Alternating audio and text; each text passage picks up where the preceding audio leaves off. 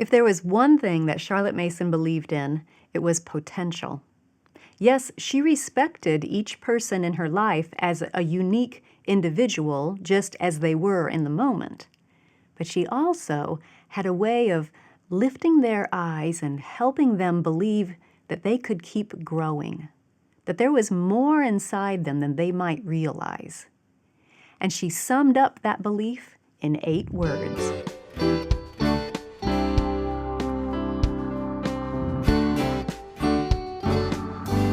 Welcome to the Simply Charlotte Mason podcast. I'm Sonia Schaefer. Today, I want to share 8 words that played a large role in Charlotte Mason's work. They've also played a large role in my friend Crystal's life. Crystal has thought on them as a home educator. She has held on to them through cancer, and she has found strength in them for many years. In fact, she has passed them on to her children, all graduated now, and is continuing to share them with other parents' children whom she's currently teaching. I used to think these 8 words were just for the students. After all, they were the student motto in Charlotte's schools. But then I realized, as Crystal showed me, that those students were going to grow into adults. And these 8 words were shaping how they would and should view life all through the years. These words are for everyone. These words are for you today. You know them. I am, I can, I ought, I will. Let's take a few moments to lift our eyes and look at the potential in them and in us. I am. Who are you? What do you believe deep down in your heart about who you are? You see, what you believe about who you are will greatly affect what you think you can do. So we start with I am. It's easy to define ourselves by the tasks that we do every day. I'm the cook, or the chauffeur, or the referee, or the chore police. I think that's why Charlotte painted several beautiful portraits of parents in her book, Parents and Children, detailing different aspects of who we are. She reminded us that we are more than the seemingly small things that we do every day. Let me share some of her powerful pictures. Parents are rulers. We are the authority in our homes. We've been given that responsibility by God. People in authority have to make the tough decisions that might not be popular, but that will lead the way to what is good and true and right.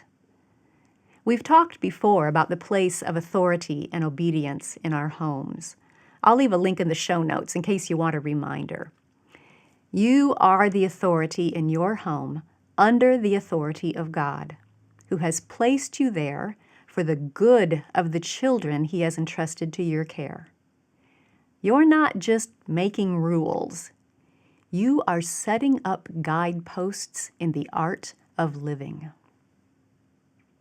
Parents are inspirers.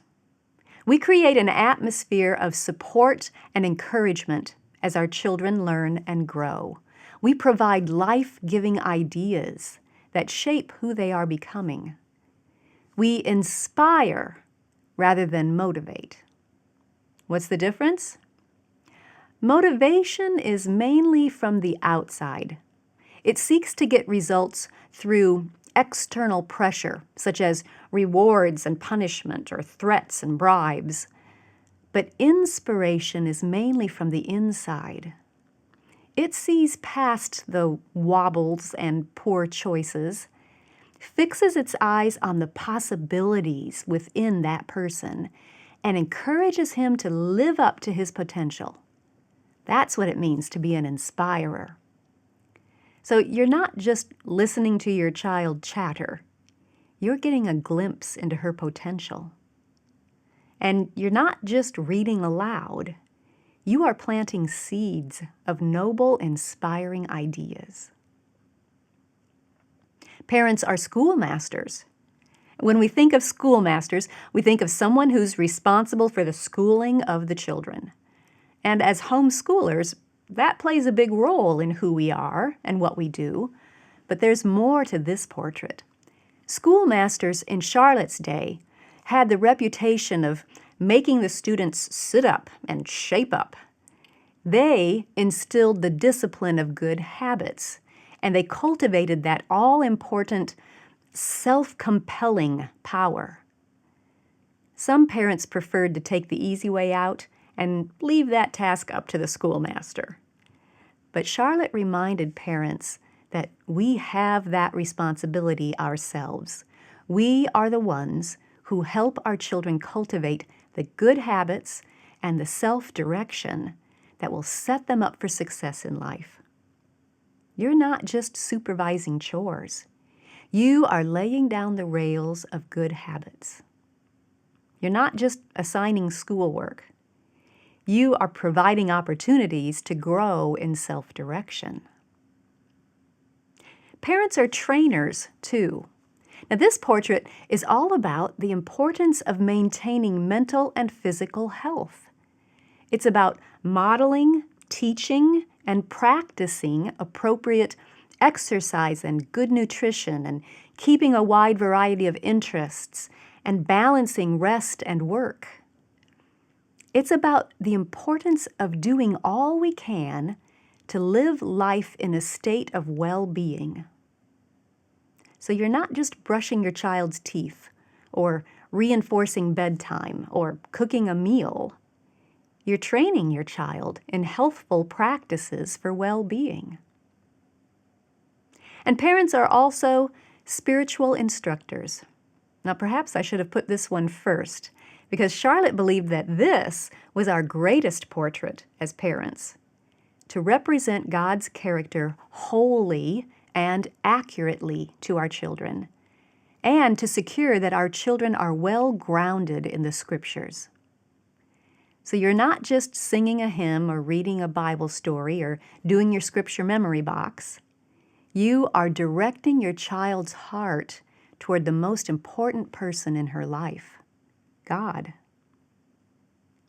All of those beautiful portraits, a ruler, an inspirer, a schoolmaster, a trainer, and a spiritual instructor, all of them are included in that phrase, I am. That's who you are as a parent. Let that sink into your heart. The next two words are all about the capabilities that you have. I can.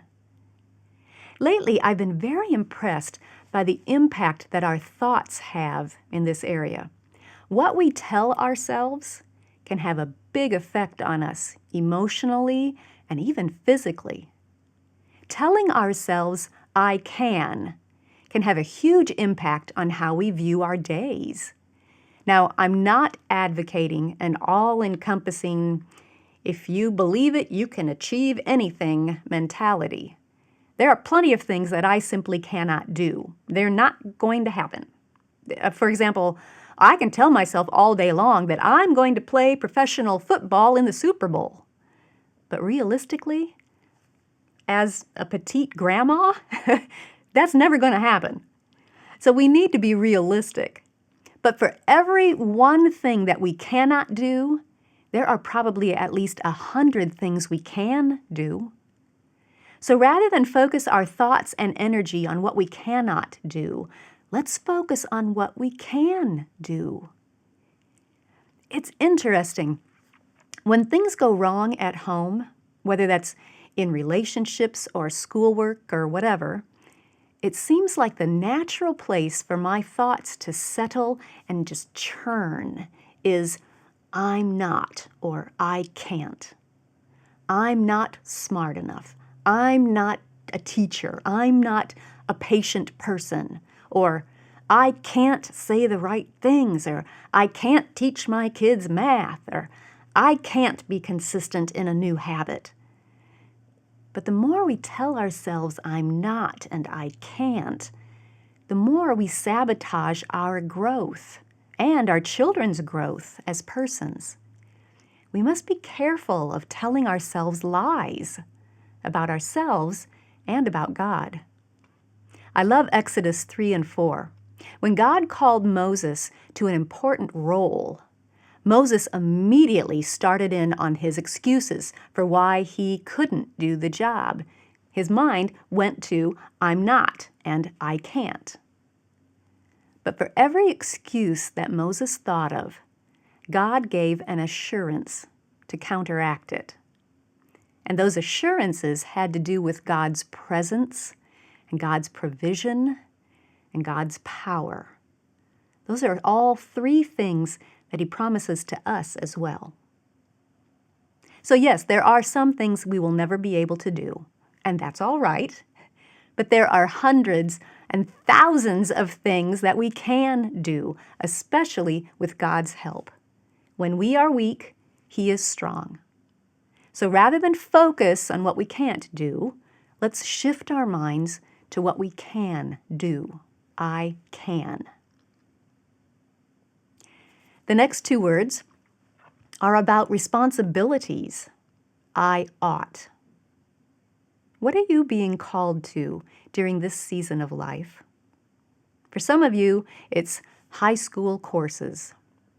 For others, it's preschoolers in the mix, or a difficult pregnancy, or moving cross-country, or chronic pain, or you fill in the blank. But for every situation in which we find ourselves, deep down inside, there are certain things that we feel we ought to do.